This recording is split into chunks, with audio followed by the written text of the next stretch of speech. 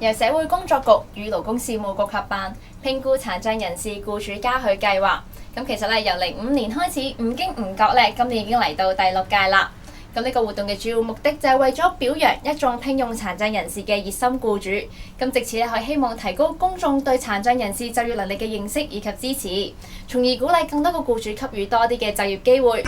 評估殘障人士僱主嘉許計劃，今年已經係踏入第6屆啦。本人樂見有越嚟越多嘅開明僱主積極支持同聘用殘障人士，亦將殘障僱員視為寶貴嘅人力資源。本人期望未來有更多嘅商號能夠履行企業嘅社會責任，給予殘障人士更多元化嘅就業機會，使到佢哋能夠發揮所長，為個人、企業、社會作出貢獻。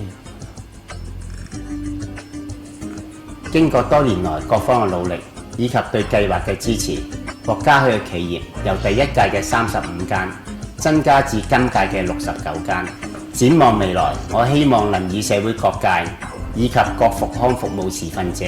有更緊密嘅溝通同合作，鼓勵企業給予殘障人士更多元化嘅在職培訓，讓佢哋學習到不同領域嘅知識同技能，協助殘障人士在職業生涯上有持續發展嘅空間，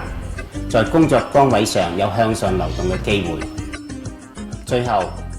期望未來在本澳嘅企業聘僱殘障人士方面能達至普及化，以實踐職場上傷健共融嘅理念。我哋都相信殘疾人士一定可以一展所長，即係唔需要呢個啲員工嘅，甚至乎我同其他員工經常都會講呢樣嘢，就即係唔好用有色眼鏡去睇人哋。因為其實咧，佢哋喺我哋過去嘅5年咧，其實佢幫到我哋公司好多嘅。咁亦都係喺佢哋度咧，我哋都學習到，大家互相包容。咁我相信咧，只要係工作安排合宜啦，工作嘅指示清晰啦，同事們咧都能夠順利咁樣咧，係完成所交付俾佢哋嘅工作任務嘅。我哋每日見到佢哋咁開心同簡單嘅生活咧，其實呢啲咧都係我哋都市人咧一直追求嘅生活。其實其他僱主咧可以試下聘用佢哋嘅，其實咧佢哋係可以 OK 㗎。第6屆評估殘障人士僱主嘉許計劃，嘉許禮價澳門旅遊塔3樓宴會廳舉行。社工局及勞工局向69間商戶及機構作出公開嘉許，有關商戶及機構合共聘用289名殘障僱員。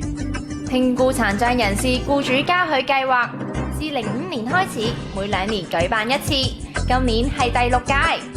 合辦單位希望對聘用殘障人士單位作出嘉許，藉此促進公眾對殘障人士工作技能嘅認同及支持。